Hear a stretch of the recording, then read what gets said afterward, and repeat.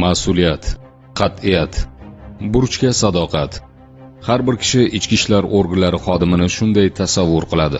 Aslida ham bu bor gap. Shu boisdan ham ular qatorida jamiyatda qonun ustuvorligini ta'minlash, osoyishtalikni saqlash hamda jinoyatchilikka qarshi kurashni maqsad qilgan yoshlar soni ko'pchilikni tashkil qiladi. Ammo afsus bilan aytish mumkinki, bugun tinchlik va osoyishtalik ishonib topshirilgan insonlar orasida qasamyodini buzib, yuki og'ir bu burchni muqarrar adolat bilan bajarishi kerak bo'lgan barcha xodimlar ham mas'uliyatiga sodiq qola olmaydi. Ular vazifasidan chetga chiqib, tovlamachilik, mansab vakolatini suiiste'mol qilish orqali formasiga dog' tushirish holatlari uchrayotgani ayni haqiqat.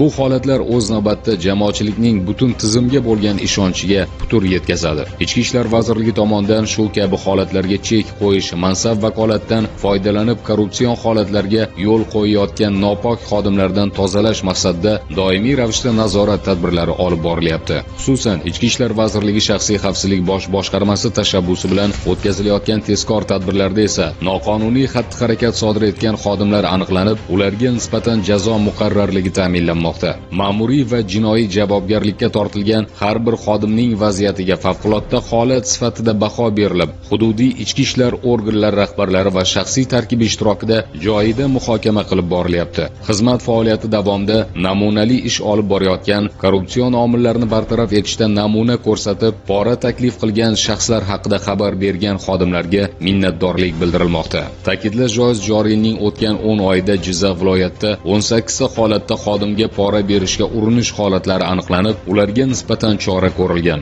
Korrupsion jinoyatlar sodir etilgan 8 ta holat bo'yicha ichki ishlar organlari xodimlari xizmatdan bo'shatilib, jinoiy javobgarlikka tortilgan. Kezi kelganda ta'kidlash joiz, soha xodimlari uchun zarur sharoit yaratilib, oilasi uchun ham imtiyozlar berilmoqda. E'tibor va imkoniyatlarga qaramay, ayrimlar o'z nafsining quliga aylanyapti. Ichki ishlar organlarida 17 yil xizmat qilgan yo'l patrul xizmat xodimi misolida buni yaqqol ko'rish mumkin. Bugun panjara ortida qilmishi uchun javob berayotgan shaxs Jizzax viloyati ichki ishlar boshqarmasi, jamoat xavfsizligi xizmati, yo'l harakat xavfsizligi boshqarmasi, yo'l patrul xizmati batalyoni 1-safarbar guruhi yo'l patrul xizmati inspektori vazifasida xizmat qilgan.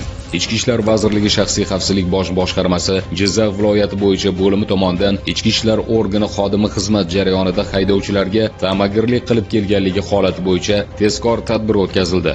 Ma'lum bo'lishicha, xodim alkotesterdan foydalangan holda haydovchilarni aldab, ular spirtli ichimlik iste'mol qilganiga ishontirgan. Xususan, yo'l patrul xizmati inspektori G'allarol tumanida joylashgan Sangzor 15 yo'l patrul xizmati maskanida xizmat vazifasini bajarish chog'ida Lacetti avtomashinasini to'xtatib, haydovchini ushbu alkotester bilan tekshiruvdan o'tkazadi va haydovchi spirtli ichimlik iste'mol qilmaganligini aytsa ham, uni xizmat xonasiga olib borib, hujjat rasmiylashtirmaslik va chora ko'rmaslik evaziga 1 million so'm talab qiladi. Aytganiga xodimni ishontira olmagan haydovchi nihoyat safdor bergan bank plastik kartaga 500 ming so'm o'tkazib beradi. Holat bo'yicha olib borilgan tadbir davomida ushbu xodim avval ham shu kabi qonunbuzarlik sodir etganligi oydinlashdi. Ma'lum bo'lishicha, u Lacetti avtomashina haydovchisini ushbu uskuna yordamida tekshiruvdan o'tkazishini, alkotester so'nggi 72 soat davomida iste'mol qilingan spirtli ichimlikni aniqlab berishini aytadi. Shubhaga borgan avtomashina haydovchisi xodimdan tekshiruvdan o'tkazmaslikni so'raydi. Yo'l patrul xizmati inspektori uchun bu ayni muddao bo'ldi va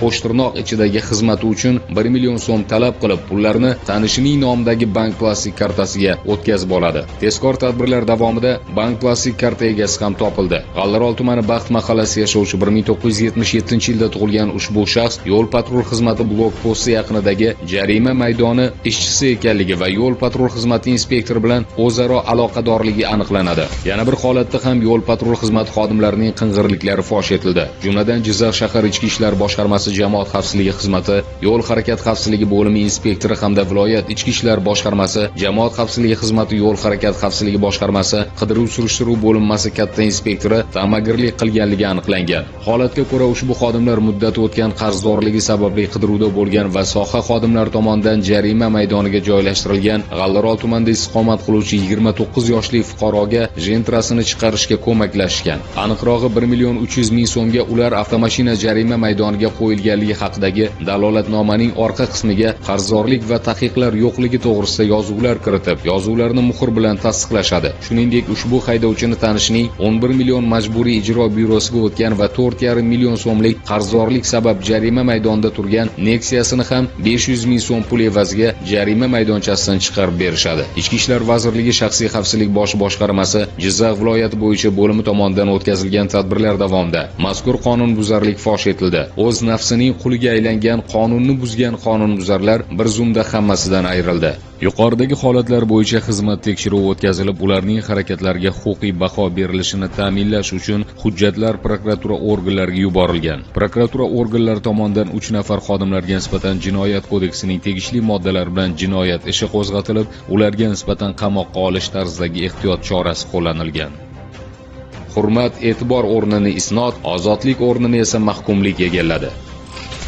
Kechagina ota-ona, farzand, jigar, turmush o'rtog'i sifatida faxrlanganlar yuragini uyat to'ldirdi, boshlar egildi. Xizmat vazifasini suiiste'mol qilib, qonunni buzishga moyil xodimlar harakati butun tizimga soya soluvchi xavf. Ammo ayni paytda davlat tomonidan amalga oshirilayotgan islohotlar, ochiqlik va shaffoflikni ta'minlash bo'yicha choralar natijasida ichki ishlar organlarida adolat va qonuniylikni mustahkamlash yo'lida katta qadamlar qo'yilmoqda. Jamiyat va davlatning birgalikdagi sa'y-harakatlari orqali halollik va mas'uliyat me'yori yanada kuchaymoqda. Egnidagi formasiga dog' tushirib, bildirilgan ishonchni oqlay olmayotganlar esa qilmishi uchun javob berishadi, albatta.